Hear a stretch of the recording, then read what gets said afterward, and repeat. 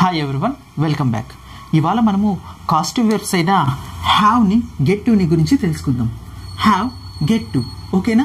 చూడండి, ఎప్పుడైనా కానీ మనం ఒక పని చేస్తే గినక, సపోజ్ నేను ఒక హోటల్ రూమ్ బుక్ చేశాను, అది నేను బుక్ చేస్తే గినక I book A hotel room అంటాను. కానీ ఈసారి నేను బుక్ చేయలేదు, వేరే వాళ్ళ చేత ఇన్స్ట్రక్ట్ చేసి బుక్ చేయించాను. హ్యావ్ ఎప్పుడు యూజ్ చేస్తామని చెప్పాను? హ్యావ్ని ఎదుటి వాళ్ళకి మనం ఏదైనా డబ్బులు ఇచ్చి చేపిస్తున్నా కానీ, లేకపోతే వాళ్ళకి ఇన్స్ట్రక్ట్ చేసి చేపిస్తున్నా కానీ హ్యావ్ని యూజ్ చేస్తాం. మేడ్ని మన అథారిటీ చూపిస్తూ యూజ్ చేస్తాం కదా. సో నేను ఒక హోటల్ రూమ్ దగ్గరికి వెళ్ళాను, నేను తనతో రూమ్ బుక్ చేపిస్తున్నాను. నేను బుక్ చేస్తున్నానా? ఒకవేళ నా మొబైల్లో నేను బుక్ చేస్తే I am booking a hotel room, లేదా I booked a hotel room. కానీ నేను ఇంకొకరి చేత చేపించినప్పుడే మనము ఈ హ్యావ్ అనే కాస్టివ్ వెబ్ని లేదా గెట్ టు అనే కాస్టివ్ వెబ్ని యూజ్ చేస్తాం. హ్యావ్ని ఇన్స్ట్రక్ట్ చేసి బుక్ చేయించినప్పుడు యూజ్ చేస్తాం. I had him book A hotel room. దీని అర్థం ఏంటంటే, అతను హోటల్ రూమ్ బుక్ చేశాడు, కానీ అది చేయించింది నేను అతనితో హోటల్ రూమ్ బుక్ చేయించాను.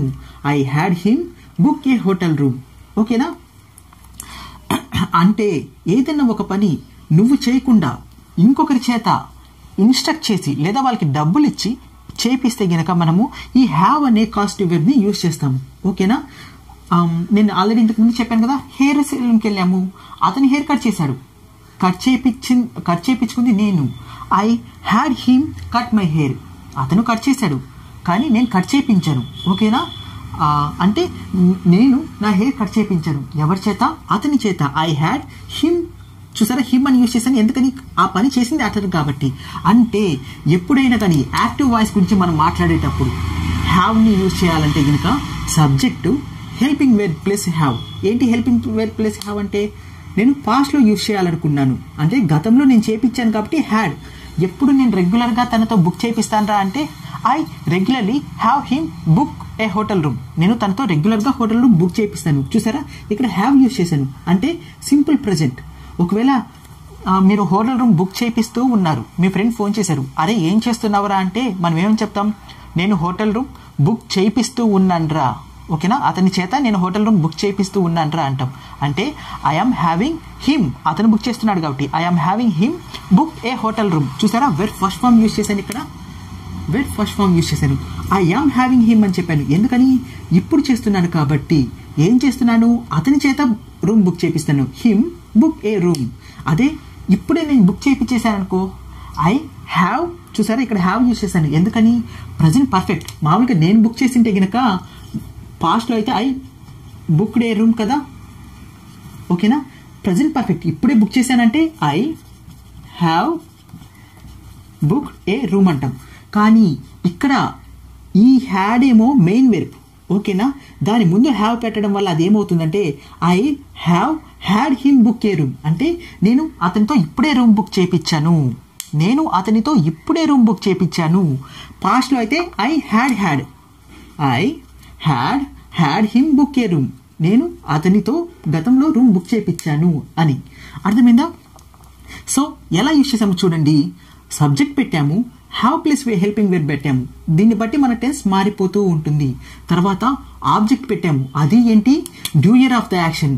ఎప్పుడైతే ఇక్కడ డూయర్ ఆఫ్ ద యాక్షన్ వస్తుందో ఇక్కడ వెర్ ఫస్ట్ ఫామ్ వస్తుంది. అర్థమైందా? వెర్ ఫస్ట్ ఫామ్ వస్తుంది. తర్వాత రిసీవర్ ఆఫ్ ద యాక్షన్. అదే గెట్ని తీసుకున్నాం అనుకోండి, గెట్ని ఎందుకు యూజ్ చేస్తామని చెప్పాను? ఎవరినన్నా కన్విన్స్ చేసినప్పుడు. ఓకేనా? సపోజ్ మీరు అఫ్కోర్స్ హ్యావ్ని గెట్ని ఆల్టర్నేట్గా యూజ్ చేస్తారు, ఎలా యూజ్ చేసినా కానీ పర్లేదు. కానీ గెట్ యూజ్ చేశారంటే గనక మీరు ఒకరి చేత రిక్వెస్ట్ చేసి పని చేయించిన అర్థం వస్తుంది. అర్థమైందా? హోటల్ రూమ్స్ అసలు ఖాళీ లేవన్నారు, కానీ మీరు హోటల్ రూమ్ బుక్ చేయండి, ఏదో ఒకటి చూసి బుక్ చేయండి అని కన్విన్స్ చేసి అతన్ని బుక్ చేయించారనుకోండి, అప్పుడు ఏం చేస్తారు? I got him to book A hotel room. I got అని యూజ్ చేశాను. ఇక్కడ గాట్ అని ఎందుకు యూజ్ చేశాను? నేను గతంలో చేయించాను అని.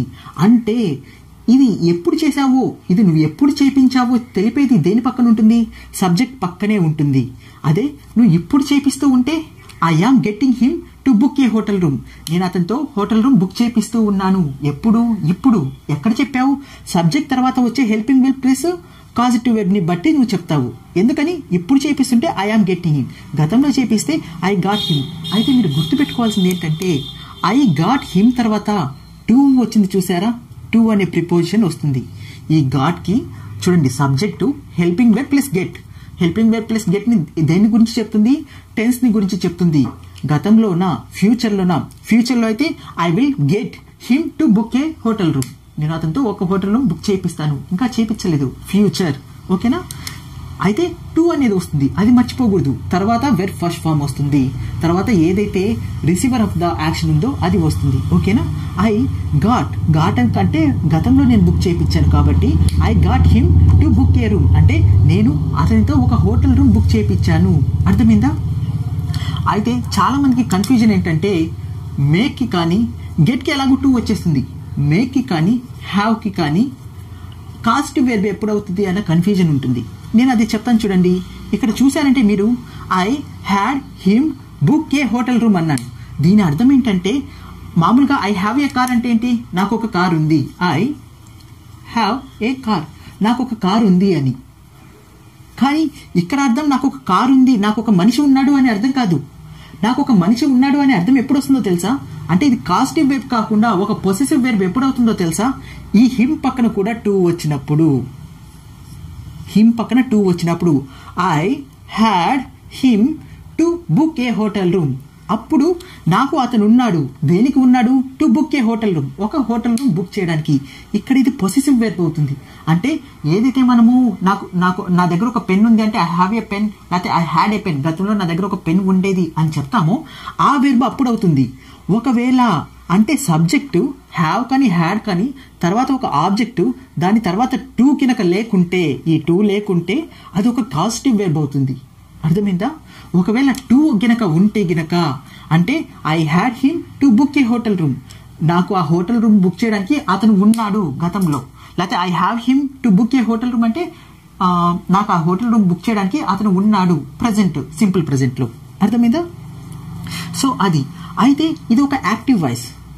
అలా కాకుండా మనం చెప్తూ ఉంటాం కదా, అరే నేను ఇది చేపిస్తాను, చేపించలేదు చేపిస్తాను అని చెప్పాలంటే అంటే చేసి ఎవరు చేస్తున్నారో చెప్పట్లేదు, ఒక పని జరగడం గురించి చెప్తున్నాను. అది ఏమవుతుంది, ప్యాసివ్ వాయిస్ అవుతుంది. ఫర్ ఎగ్జాంపుల్ చూడండి, ఐ హ్యాడ్, చూడండి గాట్ తీసేద్దాం కాసేపు. I had a hotel room book, దీని అర్థం ఏంటి, నేను ఒక హోటల్ రూమ్ బుక్ చేయించాను అని. ఓకేనా. నేను చేశాను అని కాదు, I booked a hotel room అన్నాము అనుకోండి, I booked a hotel room అని అనుకోండి, నేను హోటల్ రూమ్ బుక్ చేశానని. మీరు మీ మొబైల్లో హోటల్ రూమ్ బుక్ చేశారు, అప్పుడు మీరేమంటారు, అరే నేను హోటల్ రూమ్ బుక్ చేశానురా అంటాడు. I booked a hotel room. కానీ మీరు వేరే వాళ్ళకి ఇన్స్ట్రక్ట్ చేసి లేదా డబ్బులు ఇచ్చే బుక్ చేశారు, అప్పుడు I booked a hotel room అనకూడదు, I had a hotel room booked, నేను ఒక హోటల్ రూమ్ బుక్ చేయించాను. ఈ హోటల్ రూమ్ అనేది ఏంటి, ఇది రిసీవర్ ఆఫ్ ద యాక్షన్, అంటే ఇది ఒక ప్యాసివ్ వాయిస్. అర్థమైందా. రిసీవర్ ఆఫ్ ద యాక్షన్ తర్వాత వెర్బ్ థర్డ్ ఫామ్ ఉంటుంది, అది మర్చిపోకండి. డూయర్ ఆఫ్ ద యాక్షన్ అయితే వెర్బ్ ఫస్ట్ ఫామ్ ఉంటుంది. ఇక్కడ I had a hotel room book అని అనగలమా, అంటే అర్థం ఏంటి, ఈ హోటల్ రూమ్ అనేది బుక్ చేస్తుంది. హోటల్ రూమ్ దేనన్నా బుక్ చేస్తుందా, హోటల్ రూమ్ దేన్ని బుక్ చేయదు, హోటల్ రూమ్ బుక్ చేయబడుతుంది. కాబట్టి I had a hotel room book లేదా I got a hotel room book అనాలి. అంటే దీని సింటాక్స్ చూడండి, సబ్జెక్ట్ వచ్చింది, హెల్పింగ్ వెర్బ్ తర్వాత గెట్ వచ్చింది, తర్వాత రిసీవర్ ఆఫ్ ద యాక్షన్ వచ్చింది, వెంటనే వెర్బ్ థర్డ్ ఫామ్ వచ్చింది. కానీ ఇక్కడ టూ రాలేదు చూసారా, ఇందాక చూస్తేనేమో ఇక్కడ టూ వచ్చింది గెట్ కి, కానీ ఇక్కడ మాత్రం గెట్ కి టూ రాదు. అంటే ప్యాసివ్ వాయిస్ లో గెట్ కి టూ రాదు. ఏమొస్తుంది, సబ్జెక్ట్ వస్తుంది, హెల్పింగ్ వెర్బ్ ప్లస్ గెట్ వస్తుంది. హెల్పింగ్ వెర్బ్ ప్లస్ గెట్ అంటే ప్రజెంట్ లో జరుగుతుందా, పాస్ట్ లో జరుగుతుందా, ఫ్యూచర్ లో జరుగుతుందా అనే టెన్స్ చెప్పడం కోసం. తరువాత రిసీవర్ ఆఫ్ ద యాక్షన్, ఇది మర్చిపోకండి, ప్లస్ వెర్బ్ థర్డ్ ఫామ్. అంతేకాని ఇక్కడ టూ రాదు. అందులో అయితే డూయర్ ఆఫ్ ద యాక్షన్ వచ్చిన తర్వాత టూ వచ్చేది. ఎప్పుడు యాక్టివ్ వాయిస్ అయితే, ప్యాసివ్ వాయిస్ లో రాదు. ఓకేనా. చూడండి, ఏదైనా పని నేను చేస్తాను అని చెప్పాలనుకోండి, నా అంతటా నేను చేస్తుంటే ఐ డూ ఇట్, నేను చేస్తాను. కానీ ఎవరన్నా నాతో ఇన్స్ట్రక్ట్ చేసి చేపిస్తారు లేదా నాతో కన్విన్స్ చేసి చేపిస్తారు అని చెప్పాలంటే ఐ, చూడండి వాళ్ళు కదా, someone, he have me do it, he have me do it. ఓకేనా. లేకపోతే షీ గాట్ మీ టు ఎప్పుడు కదా, ఎప్పుడైతే get me, she get me to do it. చూడండి, గెట్ టు అని యూజ్ చేసా. ఎందుకని? ఇది ఒక యాక్టివ్ వాయిస్ కాబట్టి. అదే నేను ఒక పని చేయబడుతుంది అని చెప్పాలనుకోండి, నేను చేయట్లేదు, నేను చేయిస్తున్నానని చెప్పాలంటే చేయించేది నేను, చేసేది నేను కాబట్టి నేను కాదు. ఓకేనా? చేయించేదైతే నేనే, చేసేది నేను కాదు కాబట్టి ఐ హ్యావ్ ఇట్ డన్. దీని అర్థం ఏంటి? నేను అది చేయిస్తాను అని, లేదా ఐ గెట్ ఇట్ డన్. లేదా ఫ్యూచర్లో చేయిస్తానంటే I will get it done. చూసారా? Get plus get it plus V3 వచ్చింది. గెట్ ఇట్ ప్లస్ V3 అంటే దీని అర్థం ఏంటి? ఈ గెట్ ఏ టెన్స్లో ఉంటుందో ఆ టెన్స్లో నేను ఈ పని చేయిస్తాను అని. ఫర్ ఎగ్జాంపుల్, ఒక మొబైల్ రిపేర్ చేయించాలి అనుకో, నేను చేస్తే I will repair that mobile అంటాను, నేను ఆ మొబైల్ రిపేర్ చేస్తాను అని. కానీ నేను ఎదుటి వాళ్ళ చేత, వేరే వాళ్ళ చేత చేపిస్తుంటే I will get it repaired, I will get it repaired. Verb third form use చేశా. ఎందుకని? దాన్ని రిపేర్ చేపిస్తాను అంటున్నా. I will get the mobile repaired. నేను చేస్తాను అని చెప్పట్లేదు. ఇది ఒక ప్యాసివ్ వాయిస్. మొబైల్ ఎవరిని రిపేర్ చేయదు కదా. I will get the mobile repair అని అనము. ఎందుకని? మొబైల్ అనేది ఎవరిని రిపేర్ చేయదు, కానీ మొబైల్ రిపేర్ చేయబడుతుంది. అంటే ఎప్పుడైనా సరే గెట్ కానీ, హ్యావ్ కానీ, మేడ్ కానీ యూజ్ చేసి వెబ్ థర్డ్ ఫామ్ యూజ్ చేశారంటే మీరు ఆ పనిని చేయిస్తారు అని. ఓకేనా? ఎవరన్నా బైక్ చెడిపోయింది అనుకో, don't worry, I will get it repaired. బాధపడద్దు, నేను దాన్ని రిపేర్ చేయిస్తాను అని చెప్తున్నావు. ఐ విల్ రిపేర్ ఇట్ అంటే నువ్వు చేస్తావు అని చెప్పడం, కానీ నువ్వు చేస్తావు కాదు, నువ్వు చేయిస్తావు అని చెప్పడానికి గెట్ ఇట్ ప్లస్ V3 అని యూజ్ చేస్తాం. లేదా ఇప్పుడు నేను రిపేర్ చేపిస్తూ ఉన్నాను అంటే I am getting it done, నేను అది రిపేర్ చేపిస్తూ ఉన్నాను అని.